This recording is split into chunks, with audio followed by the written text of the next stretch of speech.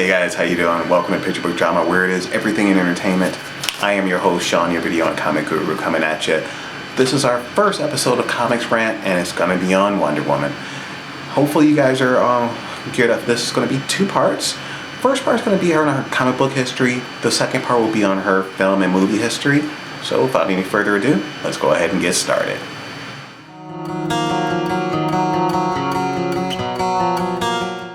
Wonder Woman was created by William Moulton Marston as an answer to the male-laden industry that was DC Comics at the time.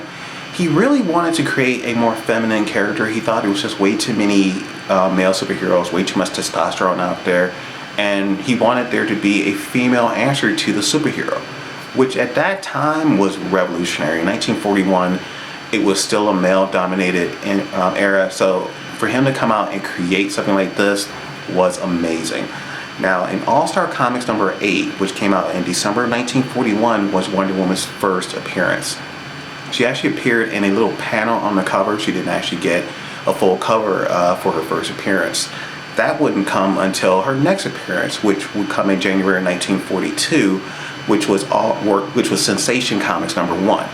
Now, we all know that cover because that's the iconic cover of her riding in the battle with the spear in her hand, riding on the horse, which hopefully I'll have that iconic cover up there with what that cover was actually taken from. But I mean, it was received incredibly well because at that time Superman and Batman were the two big guns out there. So Wonder Woman coming out about 3-4 years after Superman, about 2 to 3 years after Batman. This shows you how long she's been around and just how much of an impact she's had on the industry. Now, it wasn't until the summer of 1942 that Wonder Woman number 1 came out. That was, again, written by William Moulton Marston, but this time you had the artist H.G. Peters there as well.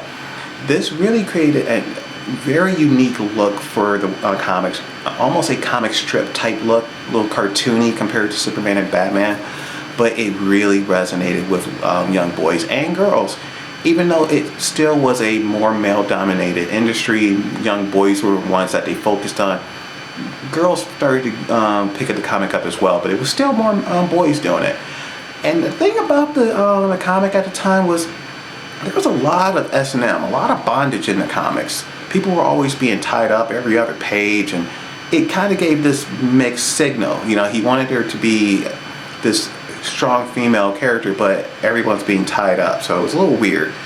But actually in All-Star Comics number 12, which came out in 1942, Wonder Woman actually joined the Justice Society of America. By this point, she was the only female member. She was actually, made their secretary, which was a little weird considering that she was one of their most powerful members.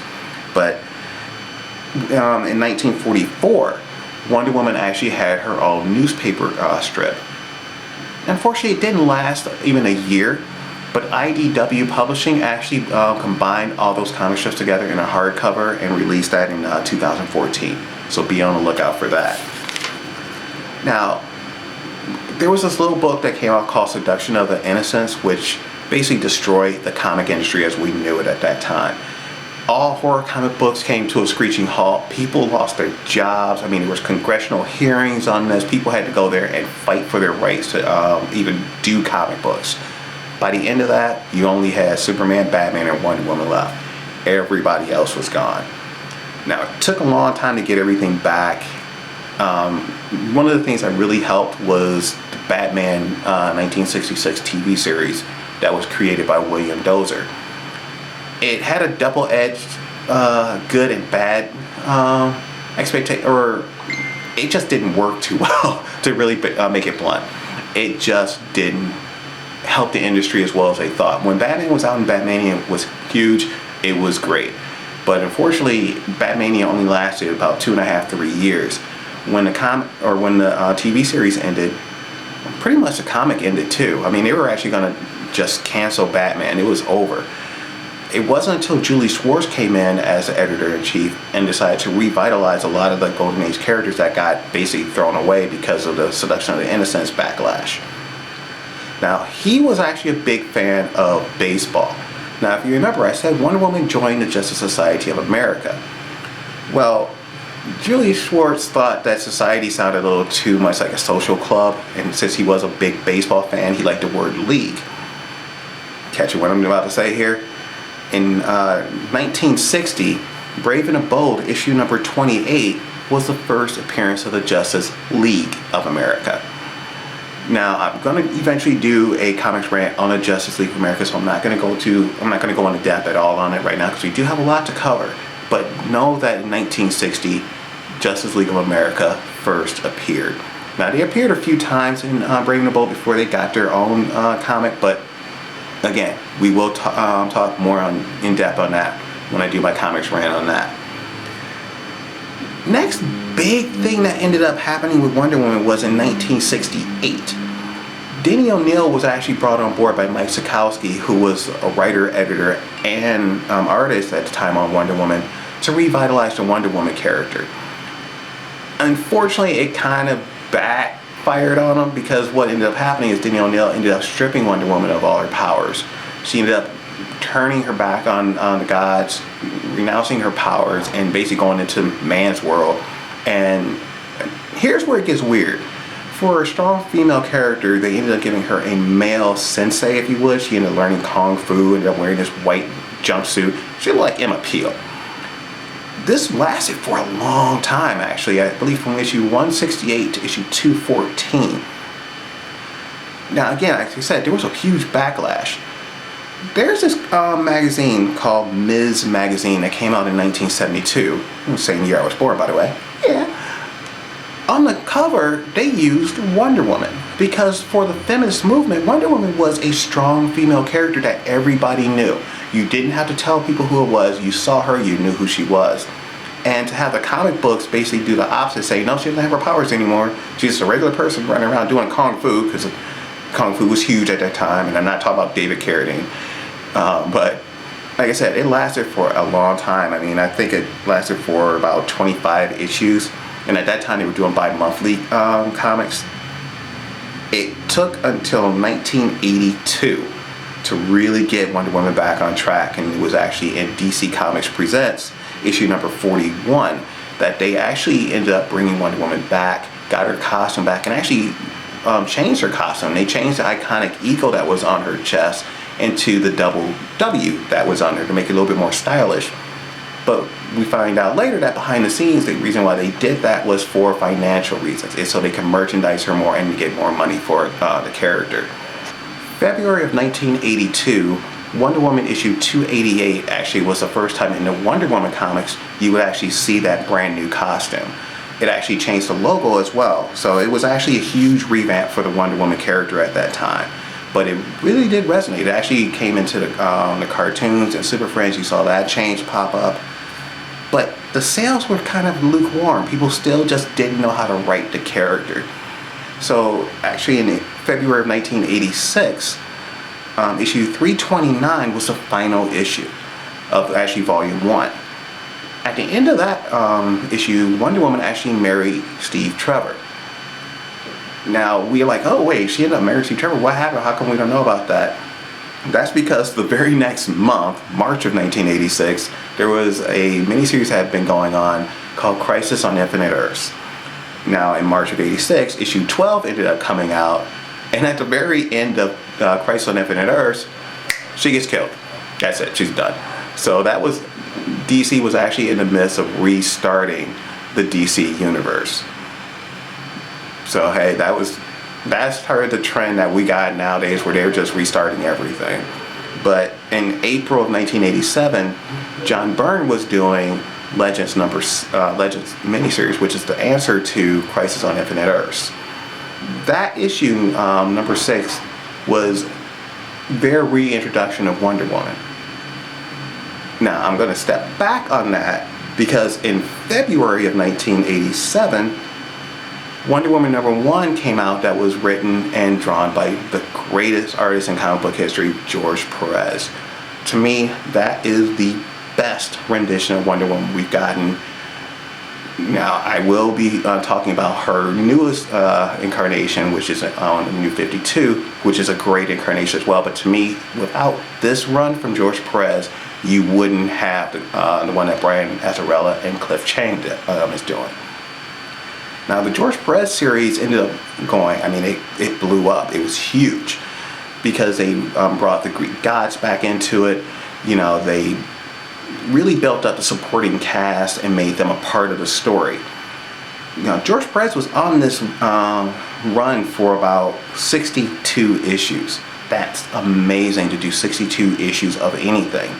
He probably drew about 25 to 30 other issues, but he really wanted to focus on the writing.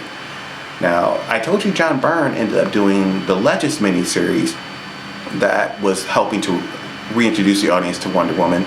Well, he came on in issue 124. Or actually, prior to that, actually, I got to actually look for that one. If I do, I'll put that down here below what his first issue was. The issue 124, which where Wonder Woman was killed again. Yeah, they kill her off a lot. And during that run, Hippolyta, her mother, ended up taking over as Wonder Woman for a little while.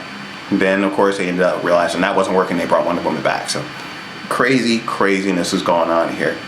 Now, in September of 1991, for Wonder Woman's 50th anniversary, they did a miniseries done by George Perez called War of the Gods.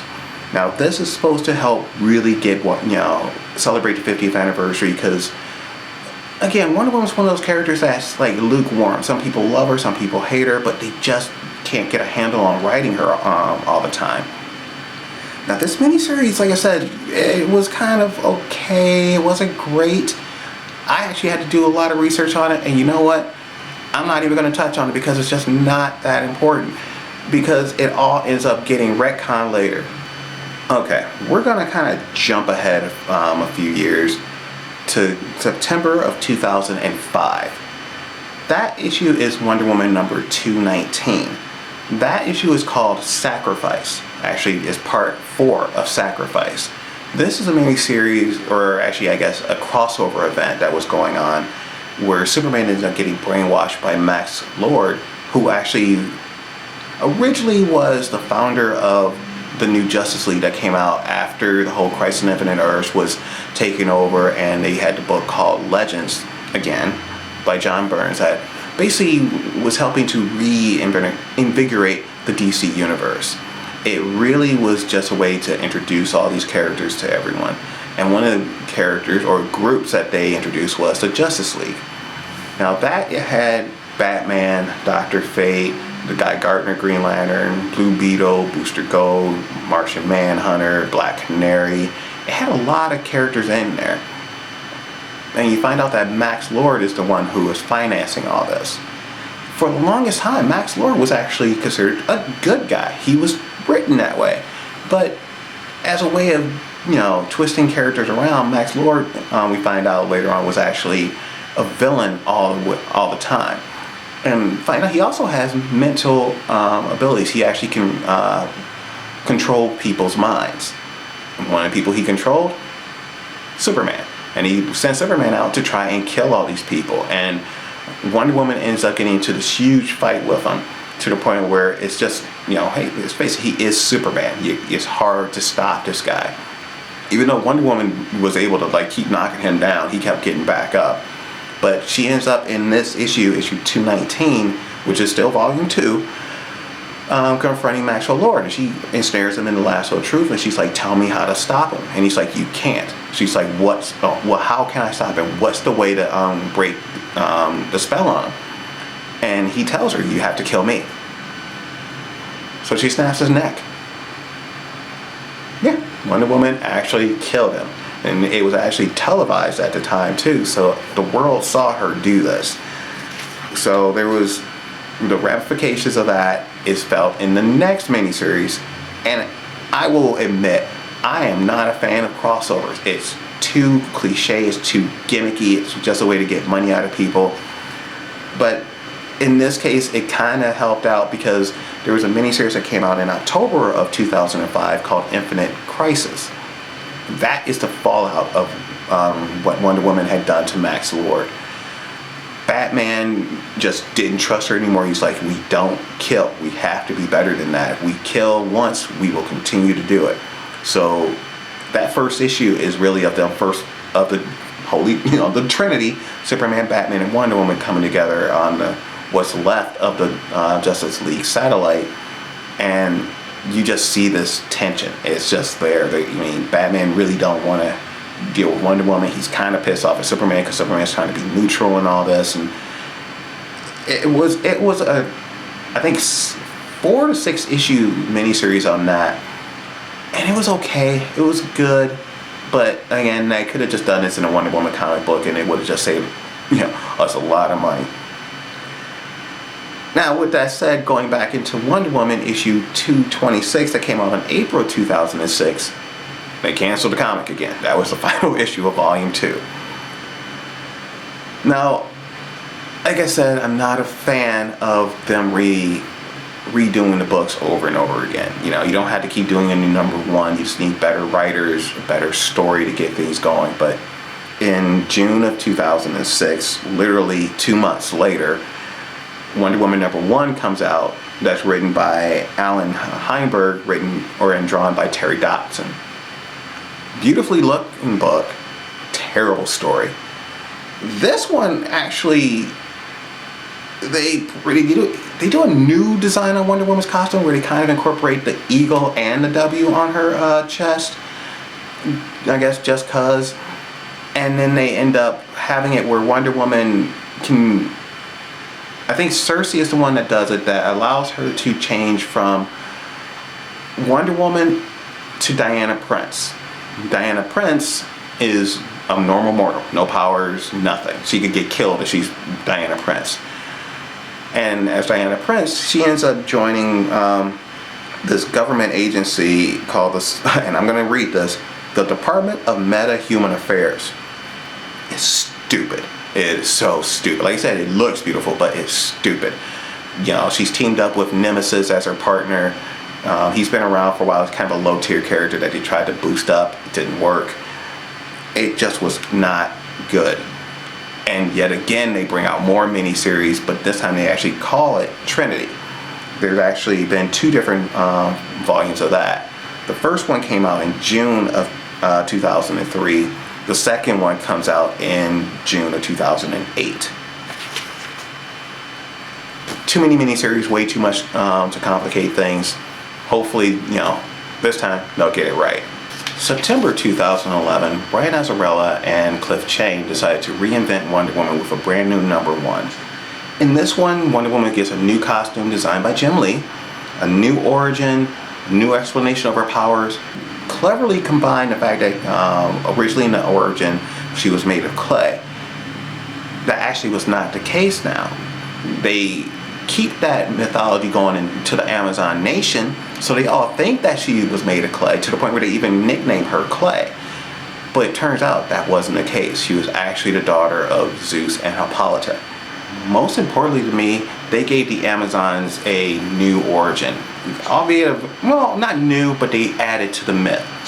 A very controversial addition. In this one, the Amazons are explained to be waiting for ships to come by, have sex with the men, kill them so they can become pregnant, raise the females as Amazons, but they would trade the males off to the god Hephaestus. Again, I can't pronounce that. It's down here. I've been trying to pronounce that forever. But the males were spared. They would spend the rest of their lives working in his forge, but they were actually alive. So there are male Amazons. Great way to show how there were no men there. And there's actually a great issue in which Wonder Woman actually goes to free them. She beats Hephaestus, is his name, beats him, and they're like, hey, let go of our master. He's treated us well. We haven't been treated like slaves. He actually was good to us. He's been better to us than the Amazons would have been to us. They would have just killed us. Great way to keep that history going, but to add a nice twist to it. Now, one of the things they also did that I liked was when the book first started is she couldn't fly on her own. So she needed the invisible jet to get around. It wasn't until like 20 or 25 issues into the run where Wonder Woman is actually trying to save this girl from being knocked over a ledge. She's pregnant at the time, and Wonder Woman decides to jump without thinking to go rescue her. But before she jumps, Hermes, with one of his feathers, hits her in the leg, granting her the power of flight. So as she jumps down to save this girl, she's able to fly. Amazing. And I'm not hitting on everything properly. You gotta look at the current runs. They're all in volumes right now. You can get them at your local comic book store. You can probably get them at your local bookstore. They're amazing. Now in issue 29 that came out in May of 2014, Wonder Woman becomes the God of War. Now there was a long story going where there was this god called the Firstborn, who was trying to gain as much power as possible to take over Olympus. He was actually fighting Ares and was just about to kill Ares when Diana intervened and actually dealt a killing blow, killing Ares. Now the thing is, whoever kills Ares becomes the God of War. Henceforth, Diana being the God of War, which she still is to this day. One of the things I also like that they kept doing is they actually gave a little bit more depth to the bracelets that Diana wears. It's like when she needs them to, she can actually manifest two swords from those bracelets. So she's just a weapon into herself. Now remember I said she can manifest weapons from those bracelets? If she actually takes those bracelets off, they actually unleash her true godly powers. So she just becomes a demigod that could just wipe out anyone. She could probably kill Superman at that point. This volume that they're doing is amazing. I mean, I love the George Perez run. I think that is what set the seeds for this series, because without the gods being so prominent in that series, I don't think they would be used right now. I think they would still be trying to just make her own character running around doing whatever. Jeff Johns and Jim Lee end up doing a new Justice League comic book. In August of 2012, in Justice League number 12, they decided to finally make Superman and Wonder Woman a couple. Instead, I kind of cover that is showing right now. I love this because you have the two most powerful people in the DC universe together. And one of the things that a lot of people are worried about is like, well, you got the two most powerful people together. What if they decide to just turn on us? I like that too. You know, it's like instead of people going, yeah, great, they're together, people are scared now. Which showed that they were always a little bit afraid of Superman, definitely afraid of Wonder Woman. Now, this wouldn't be the first time that Superman and Wonder Woman had a relationship.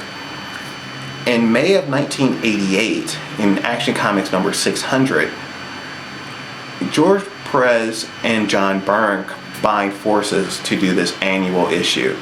And in that one, this is during the second run of both of their titles. This is right after Crisis on Infinite Earths, when they first destroyed the continuity and started over. They decided to kind of show what would happen if Superman and Wonder Woman had an attraction to one another. So in the Wonder Woman comics, you saw her fascinated by him. Yeah, Superman having a wet dream about Wonder Woman. Yeah. So in that opening shot of Action Comics number 600, Superman plants a big one on Wonder Woman, and you see she's like bug-eyed. She's like, what's going on? And she's not used to someone being that forceful. Turns out Wonder Woman thought that Superman was a demigod because he had all these powers, and when she finds out he's not, the attraction kind of fades. She's kind of like, no, you're not really one of the guys. You don't really interest me that much anymore. We could be friends though. So he got friend zoned in that issue. Now in May of 1986, Alex Ross and Mark Waid did a great miniseries called Kingdom Come, which is considered an Elseworld comic. And Elseworld means not in continuity. Elseworld is where it's basically Marvel's version of, their version of Marvel's What If. You can do whatever you want in those. And in that one, Superman and Wonder Woman end up having a relationship. And at the end of that miniseries, Superman and Wonder Woman are having lunch with Batman, and they're about to announce something, and Batman just abruptly just says, "You're pregnant." And they're just both looking around like, "How the hell do you know?" And he's like, "I'm Batman." But it turns out that Wonder Woman is pregnant with Superman's child, and Batman is the godfather. So you got the holy trinity of comic books now, having kids. Just amazing stuff. Now they kind of carried that over into November of 2001 in the crappiest sequel I could think of, which was The Dark Knight Strikes Again from Frank Miller. Only thing I got out of this that I did like was the fact that now Superman and Wonder Woman's child is grown up and she's a teenager. Turns out she was raised on Paradise Island as an Amazon, not so much as a Kryptonian or as a human. So she sees herself as an Amazon. But during the events of Strikes Back, she has to get into the battle because she's seeing how things are going. So she realizes she can't just be an Amazon, she's also Kryptonian. So she kind of embraces both of them in that. In October of 2013, Charles Soule and Tony Daniel started the Superman Wonder Woman comic, which is still going on to this day right now. Now, they've done some major changes to Superman and Wonder Woman during that run. They actually had an issue where Superman actually tells Wonder Woman he's not in love with her. I don't know if that was true or not, because that was actually the last issue I read. So I'm having a feeling that's not the case. I hope not. They deserve to be a couple. Please don't make Superman go back to Lois Lane and Wonder Woman go to Steve Trevor. That would suck. After all that. The final thing in this is in 2016, which is right now, they're going to be doing Wonder Woman Earth 1. They already did Earth 1 with Superman and they did one with Batman. So it's only natural they're going to do it with Wonder Woman since they are the Trinity.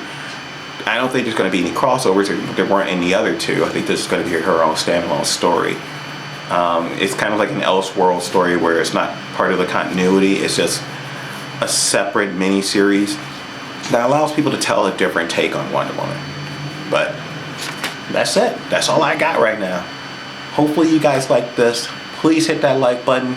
Don't forget to go to Facebook and Twitter right here. Let me know what you guys think. Let me know if there's a storyline I didn't talk about, because there's a lot to do with Wonder Woman. Don't forget, there's going to be a second part that's going to be talking about her movie and TV history as well. Until then, I'm Sean, your video and comic guru. Thank you guys so much for watching. I'll see you guys next time. Peace.